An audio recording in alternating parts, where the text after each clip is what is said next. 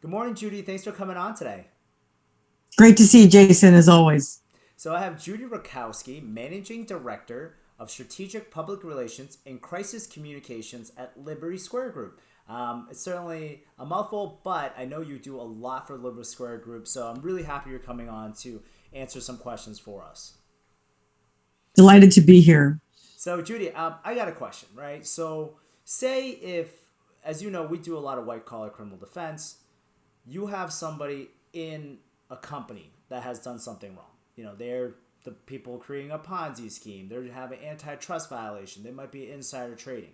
Now, I know you represent both executives, but more importantly, in this kind of conversation, I kind of want to focus a little bit on the companies, the nonprofits.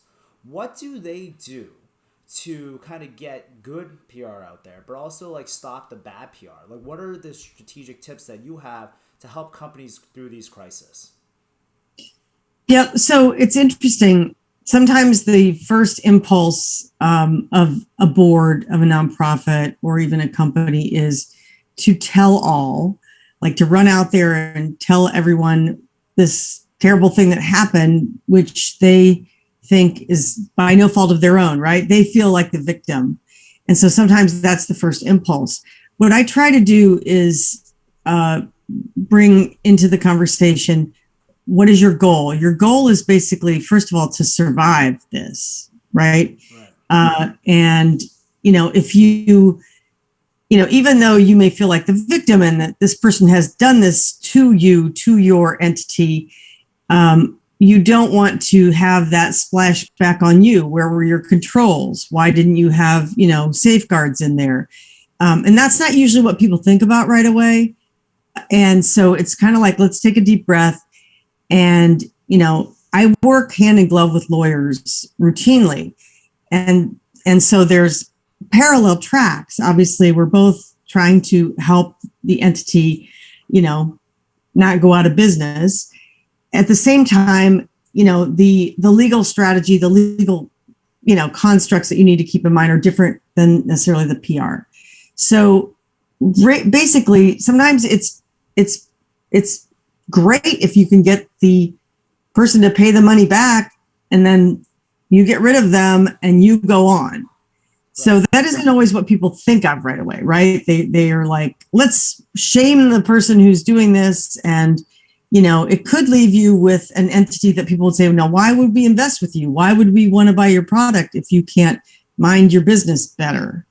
So that's where it's a calculus of what should go out there and what should we try to fix without that, literally existential threat of bad publicity. I mean, I think you have a great point. People are very emotional at the beginning of these things. Say, "Oh my God, he stole from our company," or "he or she stole from our company," and they feel like they're the victim to that. But from a bigger standpoint, it really does show that your company might not have the proper controls to prevent this type of behavior. Now, with companies being so large and there's so many people involved in so many roles, it's very difficult to do that. But it does reflect, it can reflect poorly on them if they don't run the message by you first. I guess my other big thing is where we have so many outlets for media, right? So people are on their phones and people are on social media all the time. How do you try to control the message so that it is coming from one voice? And has that gotten more difficult over time with technology?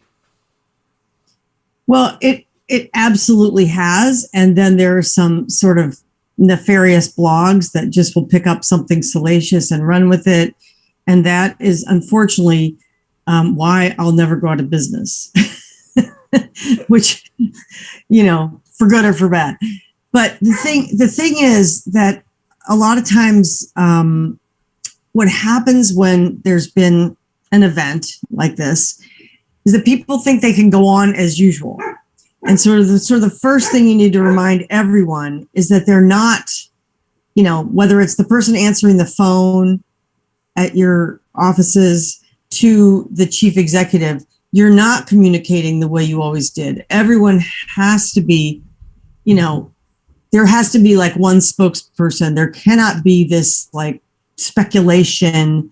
If it's a place of business and the media might be showing up, you have to make sure that nobody's just going to say, I don't know, I always thought Joe was a good guy. You don't want that. It's not going to do anyone any good.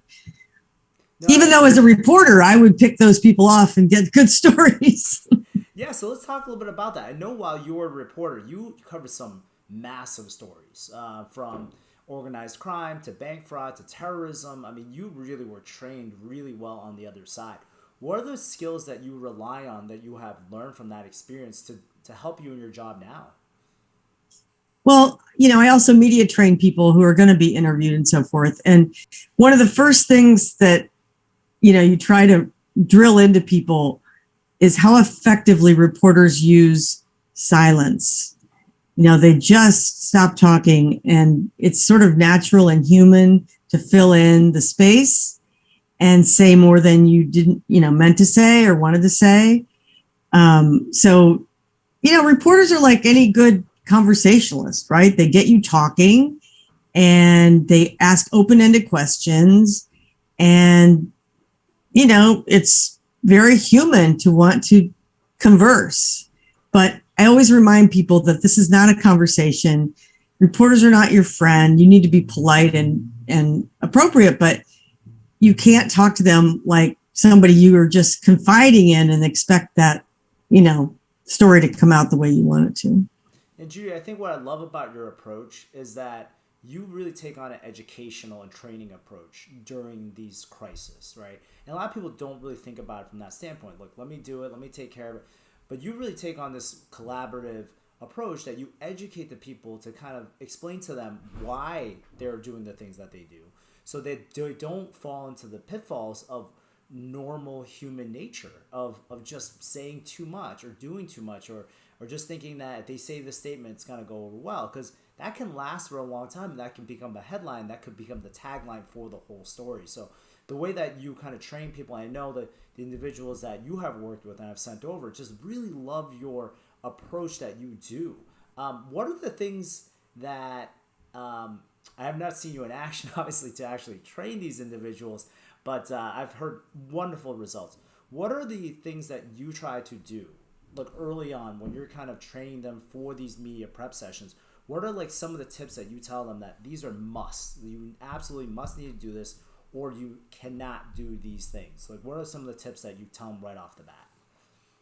Well, the most important thing that anyone should know when they're dealing with the media is you have to say off the record before you say what you're going to say that you hope is off the record. People think that you can just la, la, la, la, la, say things and say, oh, by the way, I don't want you to print that. And, journalism is an actual profession with ethics and things like that. And because a lot of people don't understand it, don't have experience with it, people that are very smart in all kinds of walks of life and pursuits, they don't appreciate that there are rules of the road that are real, right? And so I don't expect people to know that going in, but if there's a few things that you just absolutely cannot expect to be, something you just suggest. No, it's the way it works. We have gotten, you mentioned the social media, and because there's this sort of like self-created content and people say all kinds of things on social media, I think that's where some of this sort of breakdown or feeling like there are no rules, it's just the Wild West out there, comes from.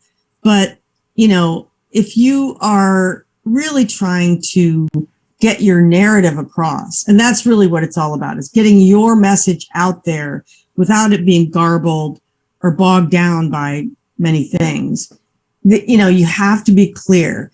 And one of the things that a lot of people, when they get into this legal space, they think, well, we just can't say anything because the judge is going to get mad, or we can't do anything because we're at this interval in a case, right? Correct. And there are intervals in a case when you absolutely, can't say anything. Right. But then there are times when you might, right? Like they're little, but you need to figure out how to use those.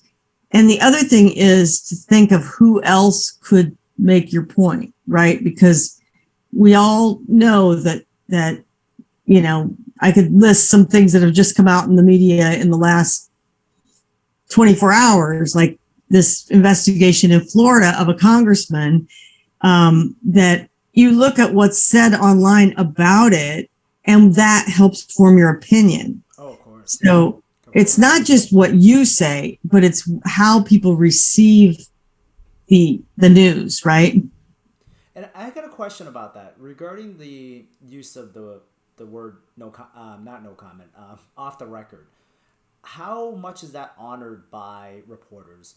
Do they usually report it still, but they say, well, that has come from an undisclosed source? Like, how is that used, and how often is it actually honored by reporters? So that's a like a big topic area, right? So off the record means off the record. You should have to only be able to use the information if you find it somewhere else. I got it. But Steve, there's a lot of confusion about these terms. Like background means you just wouldn't be named, right? That you can use it, but not, you don't say Jason Chan said it. Right. But so it's really incumbent upon the person talking to the reporter to make sure they're on the same page. And when you say off the record, that's a question. And you really can't expect it to be honored unless the reporter says, okay, like I'm agreeing to the terms here. These are the ground rules for our conversation. And you have to say it each time you talk to the person. It's not like, oh, I said off the record last week when we talked. It doesn't just blanket cover any conversation. But the other thing that I need to add here before we go, that's a long conversation. But the thing is, it's really a trust relationship, right? Any contract, any terms, there's some sort of trust or relationship that is underlying it. So sometimes because, I have those relationships or I understand what the reporter's job is, I can enter into more of a behind the scenes conversation to say, hey, you might want to look at this. Right. It didn't come from me, but you might want to know about this. Or did you look up this? Because what I realized going from journalism to this side is how little, it's really hard to be a reporter. It's really hard to get the information. So what happens is the person who's sharing something with them or telling their side, like you're against the prosecution, that's where they're getting all their information is from the prosecution. If they're not getting anything from you, the story becomes one-sided by definition. Right. So it's how do you broaden the narrative? How do you do that without violating what the judge is going to want to see? And you know what I mean? It's complex. It definitely is. So I definitely want you to come back and we can definitely break apart some of these very, very interesting ideas. And we'll probably do a whole podcast on each one of these. So I'll definitely make a note of that. So I'll have you come back and talk about that in more detail. But I also want to get into a little bit about, when should people be emailing you? When should people be calling you? Obviously for crisis management, but Liberty Square Group also does a lot of other stuff. So can you just talk a little bit about all the services that you guys can provide? Sure. Real quickly though, it's better if you don't wait till it hits the fan to call me. Like if you're under investigation or something's going to happen, it's better to, think ahead so you can have a better strategy. But we also do, regular PR, raising the profile, drawing attention to something that really needs good attention for companies, nonprofits, campaigns. And then I have colleagues that do actually like run political campaigns. My company was very, very critical to Senator Markey's win over Joe Kennedy. And there was incredible social media and a wonderful campaign that grew out of that, you're still reading about. So we do, and we also have something called the Blue Lab. It's a political campaign incubator where college students get course credit and they work on multiple political campaigns because political campaigns it's funny. They start from zero every time. Right. Instead of these guys have skills that, that are spread across campaigns. And those are focused on non-traditional candidates, younger candidates, people of color, women. And so that's it's a really cool thing. And they get some of the expertise of our top-notch political strategists while also learning a lot along the way. And we also do government relations and public affairs. It's really interesting. Nothing really happens in a vacuum anymore, right? So right. We're all we all see the interconnectivity of so many elements, and you always need a strategy. Absolutely, absolutely. It's always great to be able to make one phone call and know that you guys can figure out most of the stuff for a company. And to our hardest question, we have springtime coming up. What is the activity that you're most looking forward to with this new warm weather? Well, we just got a solo stove that came in last night. So even on these cold nights, we hope to be standing around a fire and able to see more people. I finally got my first shot. And so it's like, wow, what lies ahead? Fantastic. We're not going to call it normal. We're just going to say it's going to be better. Hopefully it's going to be better, and we'll be able to save part of summer. So thanks for coming on today. We'd definitely love to have you come back to tease out some of these really difficult topics. But just thanks for coming and sharing your knowledge. It was great to be here, Jason. Thank you so much.